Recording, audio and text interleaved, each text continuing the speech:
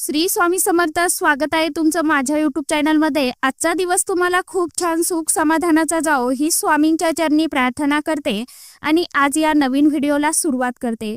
तर बघा मित्रमैत्रिणींनो, उद्या आहे शनिवार आणि उद्या आलेली आहे षटतिला एकादशी। तर या एकादशीच्या दिवशी आपल्याला काही महत्त्वाच्या सेवा आणि उपाय देखील करायचे आहे। तर तीच सविस्तर माहिती मी आजच्या व्हिडिओमध्ये तुमच्या बरोबर शेअर करणार आहे।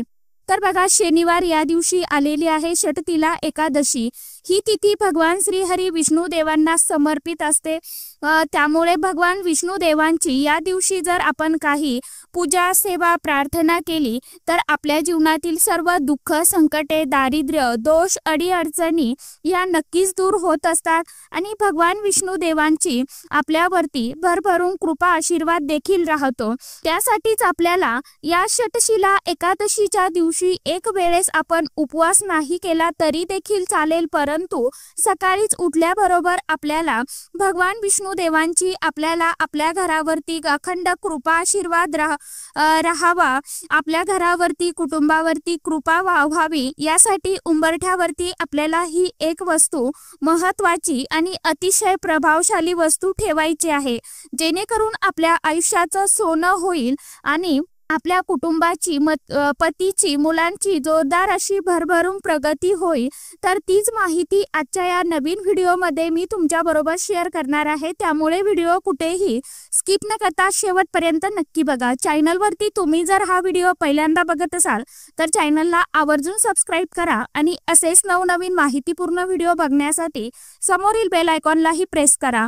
तर बघा, षटतिला एकादशी या नावामध्ये त्याचा अर्थ आपण आपल्याला जो समजतो तो म्हणजे तीळ आणि या दिवशी तिळाला खास विशेष महत्त्व दिलं जातं। या दिवशी भगवान श्री हरी विष्णू देवांना आपण जर अभिषेक तिळाच्या पाण्याने अभिषेक केला किंवा करणार आहोत, त्या पाण्यामध्ये तुम्हाला आवर्जून थोडेसे सफेद तीळ टाकायचे आहे आणि त्यानंतर तुम्हाला त्या पाण्याने भगवान विष्णू देवांच्या मूर्तीवरती अभिषेक करायचा आहे। अभिषेक करत असताना 108 वेळा तुम्हाला ओम नमो भगवते वासुदेवाय नमः या मंत्राचं पठण करायचं आहे, जप करायचा आहे।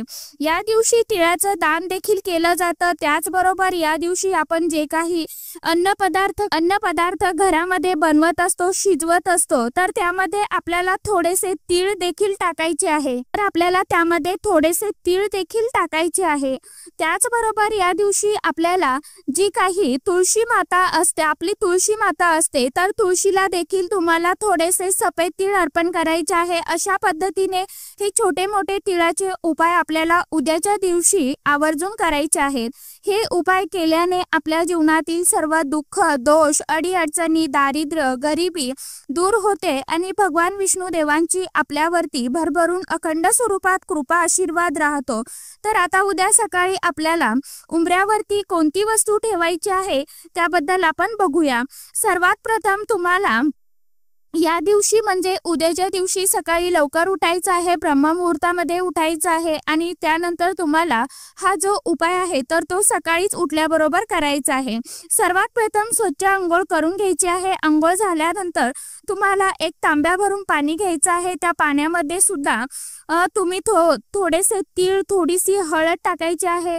हे पाणी तुमच्या मुख्य उंबरठ्यावरती शिंपडायचं आहे। मुख्य उंबरठा हा व्यवस्थितपणे स्वच्छ पुसून घ्यायचा आहे, कारण जो उपाय आपण करणार आहोत तो कशासाठी, तर आपल्या घरामध्ये माता लक्ष्मीची जर काही कमतरता भासत असेल, पैशांची चणचण भासत असेल, माता लक्ष्मीचा आपल्या घरामध्ये निवास नसेल, माता लक्ष्मी म्हणजे फक्त पैसाच नव्हे तर माता लक्ष्मी म्हणजे घरामध्ये सुख शांती समृद्धी आयु आरोग्य असणं, याला देखील माता लक्ष्मीची आपल्या घरावरती कृपा असणं असं म्हटलं जातं।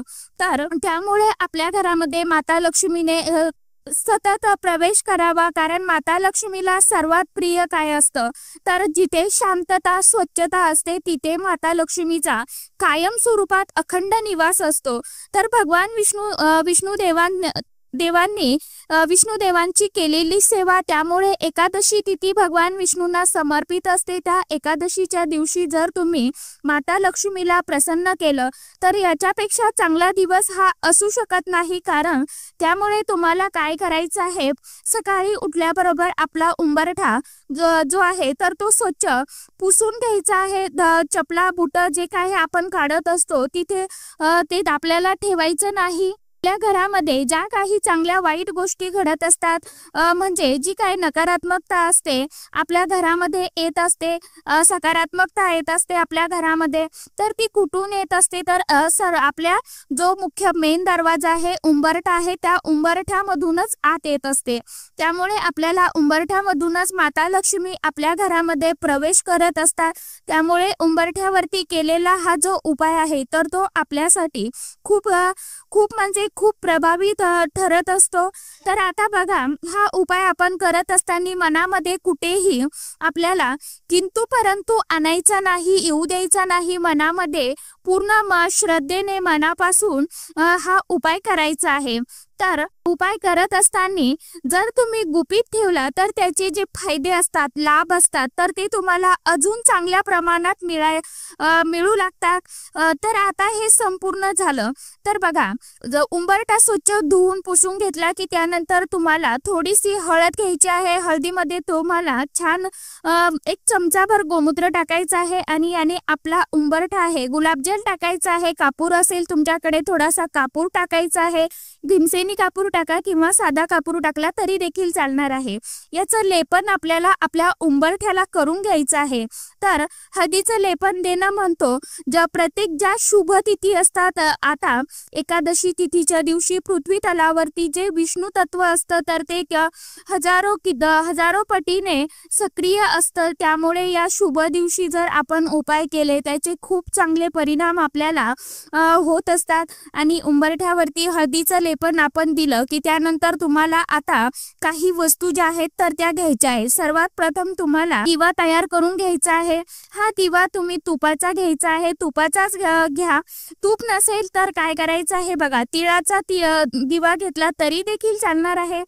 त्यानंतर शक्यतो तुपाचाच घ्या, कारण तुपाचा दिवा लावल्यामुळे माता लक्ष्मी ही खूप लवकर आकर्षित होत असते आणि लक्ष्मी प्राप्तीसाठी तसंही तुपाचा दिवा खूप प्रभावी मानला जातो। तुपाचा दिवा घेतला त्यानंतर तुम्हाला हा जो दिवा आहे तर तो एका प्लेटमध्ये ठेवायचा आहे। प्लेट खाली अगोदर स्वस्तिक काढायचा आहे, त्या स्वस्तिक वरती हळदी कुंकू अक्षदा अर्पण करायचे आहे।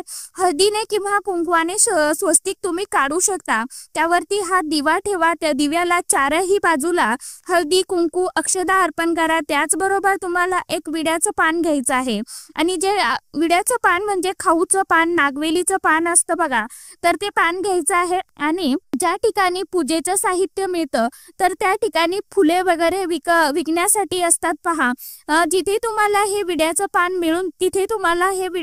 मिळून जाईल।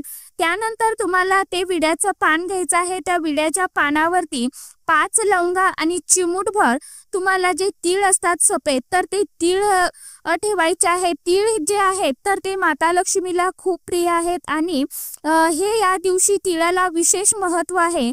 तीळ हे तुम्हाला त्यावरती ठेवायचे आहे। त्यानंतर तुम्हाला तुमच्या उंबरठ्या जवळ जायचं आहे। तिथे गेल्यानंतर सर्वात प्रथम तुम्हाला आपल्या उंबरठ्याच्या बरोबर मध्यभागी एक स्वस्तिक काढायचं आहे। हे स्वस्तिक तुम्हाला कुंकवाच्या सहाय्याने काढायचं आहे। मध्ये जे 4 डॉट असतात ते तुम्हाला द्यायचे आहे। साईडला 2-2 लाईन ओढायच्या आहे। स्वस्तिक कधीही रिकामं सोडायचं नाही। स्वस्तिकला देखील हळदी कुंकू अक्षदा अर्पण करायचे आहे, फूल अर्पण करायचं आहे आणि जो दिवा आपण घेतलेला आहे तर तो त्या दिव्याच्या सहाय्याने तुम्हाला त्या स्वस्तिकला ओवाळायचा आहे आणि त्यानंतर जो दिवा आहे तर तो त्या स्वस्तिक वरती तुम्हाला ठेवायचा आहे, म्हणजे प्लेट सोबत तुम्ही तो डायरेक्टली ठेवायचा आहे। त्यानंतर हे जे आपण साहित्य घेतलेलं आहे विड्याचं पान, ते तुम्हाला तुमच्या उजव्या हातामध्ये घेऊन तुमच्या उजव्या हाताला दरवाजाच्या बाहेर जायचं आहे। उंबरठ्याच्या बाहेर तुम्हाला तुमच्या उजव्या हाताला एक प्लेट घ्यायची आहे। त्या प्लेटमध्ये हे विड्याचं पान ठेवायचं आहे। देठाकडचा जो जो भाग आहे तर तो आपल्या घराच्या आत आणि पानाकडचा जो भाग आहे तर तो घराच्या बाहेर अशा पद्धतीने तुम्हाला हे पान ठेवायचं आहे। पान ठेवल्यानंतर त्यावरती आपण वेलची जी घेतलेली आहे तर त्या ह्या 5 वेलची ठेवायच्या आहेत। थोडेसे तीळ देखील ठेवायचे आहे। त्यावरती हळदी कुंकू अक्षता अर्पण करायचे आहे। त्यानंतर माता लक्ष्मीला तिथे प्रार्थना करायची आहे की माझ्या घरातील जे काही दुःख दारिद्र्य दोष रोग असेल ते दूर कर, तुझी कृपा सदैव या माझ्या कुटुंबावरती घरावरती राहू दे, या घराची कुटुंबाची मुलांची पतीची भरभर अशी प्रगती होऊ दे आणि घरामध्ये असणाऱ्या पैशांच्या ज्या काही समस्या अडीअडचणी आहेत त्या दूर कर ची प्रार्थना करायची आहे। आणि त्यानंतर हे पान तुम्हाला संध्याकाळी 4 वाजेपर्यंत तिथेच ठेवायचं आहे। नंतर 4 नंतर जो दिवा आहे तर तो विझल्यानंतर तुम्ही उचलून घेऊ शकता, काहीच अडचण नाही। पण जे पान आहे बाहेर ठेवलेलं तर ते संध्याकाळी 4 पर्यंत ठेवायचं आहे। नंतर तुम्हाला काय करायचं आहे बघा, 4 नंतर हे पान उचलायचं आहे आणि उचलून तुम्हाला तुमच्या आजूबाजूला जिथे कुठे जवळपास पिंपळाचं झाड असेल तर त्या पिंपळाच्या झाडाजवळ जायचं आहे आणि हे पान तुम्हाला तिथे ठेवून यायचं आहे। तर अशा साध्या आणि सोप्या पद्धतीने तुम्हाला हा उपाय उद्याच्या दिवशी करायचा आहे। ज्यांना सकाळी नाहीच करणं झालं त्यांनी अगदी उद्या सायंकाळच्या वेळी केलं तरी देखील चालणार आहे। ज्यांना आता संध्याकाळी केलं तर त्यांनी काय करायचं तर त्यांनी रात्रभर तसंच ठेवा, ते पान काहीही होत नाही। आणि दुसऱ्या दिवशी एखाद्या आपल्या झाडाच्या कुंडीमध्ये किंवा वाहतं पाणी असेल तर त्या पाण्यामध्ये तुम्ही ओम नमो भगवते वासुदेवाय नमः या मंत्राचं पठण करत हे पाण्यामध्ये विसर्जित केलं तरी देखील चालेल। तर अशा साध्या आणि सोप्या पद्धतीने तुम्हाला उद्याच्या दिवशी हा उपाय अतिशय अत्यंत प्रभावी आहे। तर आवर्जून काय सर्वांनी करायचं आहे आणि करण्याचा प्रयत्न करावा। तर आजच्या व्हिडिओमध्ये इतकीच माहिती होती, कशी वाटली नक्की सांगा। व्हिडिओ आवडला तर चॅनलला आवर्जून लाईक शेअर सबस्क्राईब जरूर करा। परत भेटूया नवीन माहितीसोबत नवीन व्हिडिओसोबत, तोपर्यंत सर्व माझ्या यूट्यूब परिवाराला श्री स्वामी समर्थ।